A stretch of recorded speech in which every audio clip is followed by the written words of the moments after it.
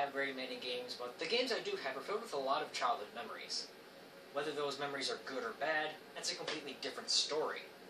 But I remember playing and loving X-Men 2 Clone Wars, but I could never beat it as a kid. So just like the beginning to this game, let's jump right in. Before you even have time to sit down on the couch after turning on the console, the game is started. No title screen, no character select, no story, no file select, nothing. You hit that power button, you better be ready to start playing. Sometimes you get a character you don't want to play, so you just have to keep on pressing the reset button until you get the character you want. The problem is, I can only seem to get Beast. I get other characters when I play it on console, but when I come to the emulator for recording purposes, all I can get is Beast. It plays like other platformers at the time. You can jump, some characters can double jump, and each character has 2 attacks, a normal attack and a special attack. Gambit shoots cards, which as a kid I thought was shooting fire out of his mouth. Nightcrawler teleports, Wolverine does a big slash thing and he regenerates health every so often. Beast pounds the ground, Psylocke has an energy thing, which after reading up on the Marvel Wiki is called the Psionic Knife, which is apparently one of her key abilities in the comics. And Cyclops shoots lasers, despite not adjusting his visor whatsoever. What's really cool is that when your HP gauge is near full, either 9 or 10 segments, your special attack will be powered up, rewarding players for not getting hit. Kinda like in Legend of Zelda when you can shoot lasers when your health's full. On top of dealing more damage, Gambit shoots an extra card, Nightcrawler's teleport has a bigger hitbox, Wolverine slash is bigger, Beast shoots ground lasers, Psylocke's knife is bigger, and Cyclops' laser is wider. Anyways, this is the first level, Siberia. Why are we here? Who knows? We don't get a lick of story until after this level. Apparently the ninjas we fought are Phalanx clones, and there are more of them in the Sentinel complex that plan to take control of the Sentinels, which sounds like a bad time. So we have to go and blow up the complex by destroying the cooling core of the lone Sentinel that's online. It's around this point in the game that you'll realize that the music is awesome. It's got a great feel to it and it reeks of that classic Genesis primal guttural sound font. I love it! In fact, I listened to the soundtrack quite a bit while writing the script for this video. This is the Sentinel complex. There are more Phalanx ninjas, weird-looking R2-D2s, and flying sentries. This level's gimmick is that you have to destroy these monitors to get electricity to open the doors. This is one of the most memorable levels in the entire game for me, and definitely one of my favorites. Once you reach the Sentinel, it's time to face off against the first boss, the Sentinel Core. Just avoid the projectiles and hit the rotating things when they stop flashing. Pretty simple. Also, as a side note, the Sentinel turns invisible in this video. That's just a recording issue because I recorded at 30 FPS and the game runs at 60, so if things flash very quickly, it'll be invisible and it looks bad. I'm sorry.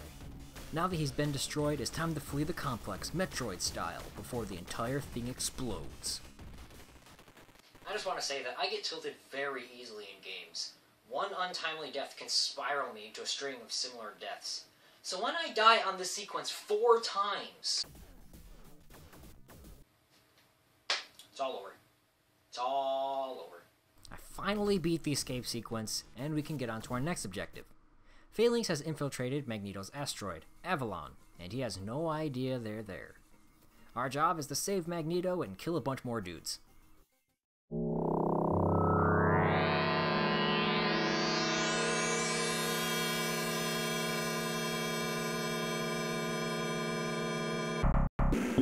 This is a level I could never beat as a kid. Guys in the background shooting at you, landmines, dudes to take more than one hit, and turrets.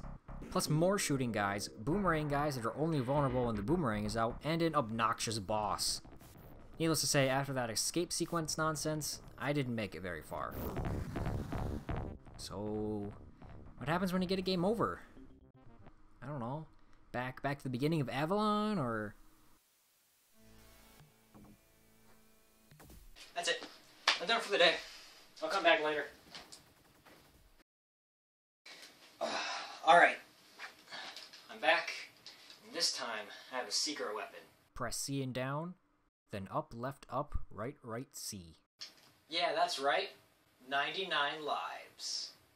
We're back at Avalon, and Nightcrawler does wonders here. You can run past most of the enemies with relative ease. The best part is when you get to the guys that can only be hurt after their boomerang is out and you manage to teleport through the stick and hit them. Oh, get wrecked, son! Timing's kinda tight though, so you'll usually end up goofing it. The downside to choosing Nightcrawler for this mission is that Nightcrawler isn't very good at doing damage, so he doesn't do a whole lot against the mini-boss at the end.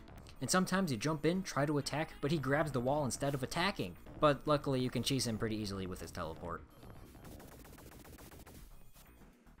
Suddenly, we're falling! And hitting switches to open the floor to fall some more. This is the perfect level for Cyclops. He has an instant ranged attack that can activate the switches, and it goes through the boomerang guys that you'd normally have to deal with, and the boomerang guy dies instantly when the floor opens. Man, Cyclops sure is useful. And now I have a boss fight with this Joker, who, according to this GameFAQs walkthrough, is Exodus. I never read the comics, and I'm not all that familiar with the X-Men universe, just stuff that was in the 3 movies and the video games. That being said, I've never heard of Exodus, but according to this game, he's really lame and dies very easily. Next is the final showdown with Magneto. He's even easier than Exodus. You don't even ever attack him. Just break the walls until you get to the last one that he needs to destroy with his projectiles, which honestly is a bit hard to time your jumps properly to get him to shoot them, and then smack him into the thing. Now that Magneto realizes that Phalanx is a threat, he joins our cause, which means we can play him! Oh, it's gonna be so cool. We're gonna fly around and... Oh god, he's slow! He can't even fly around! Not even glide or anything cool like that! You can hover perfectly in place, which, seeing as this is a platformer where you have to move around and actually do things, staying in place is absolutely worthless unless it's a boss, and even then, you'd want someone who can actually do damage. This is the pyramid. We're here because Apocalypse is allowing Phalanx to do bad things. This is probably one of my least favorite levels in the game. It's just too long and nothing interesting ever happens. Run right while boulders fall on you. Climb up. Run left while boulders fall on you. Climb up. Rinse. Repeat. Do it again. Over and over and over. At the top is another joke of a boss too. I don't even know who this guy is. At first I thought it was Juggernaut, but he's never been depicted with horns, so I have no idea who this dude is. Inside the pyramid is a great showcase of Nightcrawler's abilities. Using his teleport, he can go through some of the spinning spike pillars and take some nice shortcuts. Other than that, this stage isn't all that exciting. And now it's another boss fight against Apocalypse. Another super drawn out level for no good reason. Look at this! Why is it so long? Why does nothing happen throughout a majority of this fight? You stand in one place and you sometimes jump.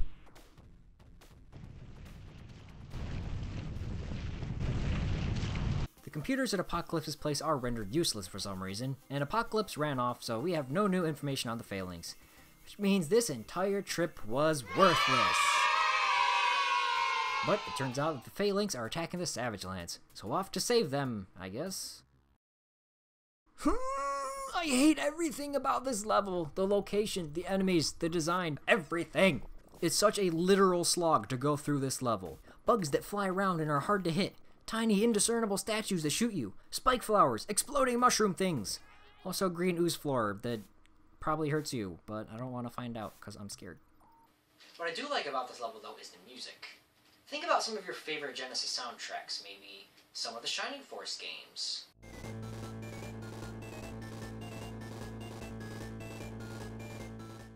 Yeah, that's a good one. Or maybe one of the Sonic games.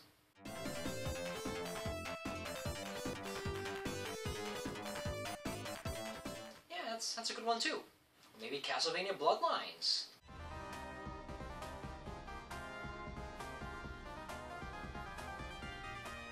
That's also a good one. Yeah, but what about X-Men 2 Savage Lands?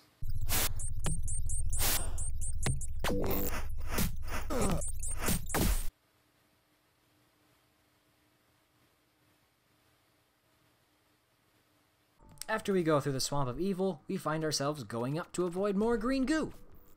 How are we here? What's going on? No idea! No cutscene, no story, no text, no nothing. I have no idea what's going on. So you climb up and shoot stuff before the goo catches up to you. And I feel like this level is padding. And you want to know why? Because you do this twice. That's some serious padding nonsense right there. Surprise! Another boss. This time it's Brainchild, another character I've never heard of. Apparently his power is, quote, superhuman intelligence and computer-like mind, which enables him to make scientific and mathematical calculations with the speed and accuracy of a highly advanced computer. And by that, I mean he's a goddamn TI-83. That being said, why on earth is he a shape-shifting robot? He's not hard either. Just stab him a bunch and kill him easily. Insanely easy bosses seems to be a theme for this game. We're nearing the final stretch now. Only a little ways left to go. This is Avalon 3. Why it's called the same thing as Magneto's asteroid, I have no idea, but that's the name of the track for this level, so I guess this level is Avalon 3. This is actually where the difficulty starts to ramp up really quickly. A lot of the enemies take a lot of hits and have actually good aim for once, and if you're not quick, you're gonna start taking a lot of hits, and all those hits start to add up. Halfway through, it starts giving you some precision platforming with moving platforms and spiked walls. I haven't really talked about it yet, but the controls aren't the best. They aren't bad by any means, they're just not the best.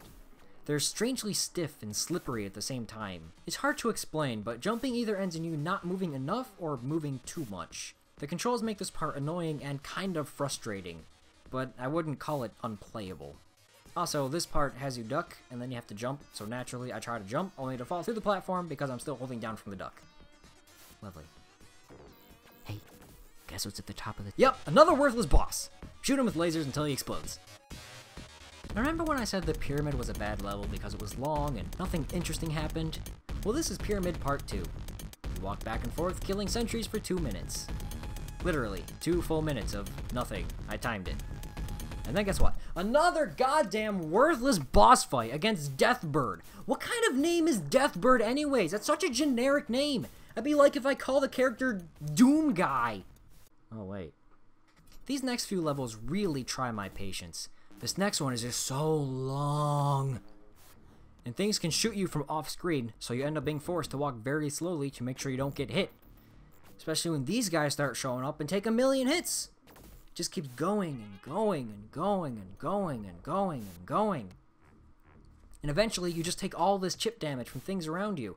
And there's hardly any health in this level. You end up dying before you even get close to the end.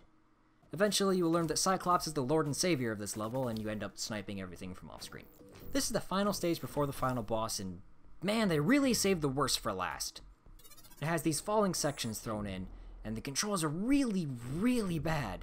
Not only are the hitboxes for the spikes way too big, but it feels like you move on a grid, locking into certain positions rather than freely falling of your own, which makes you hit even more spikes.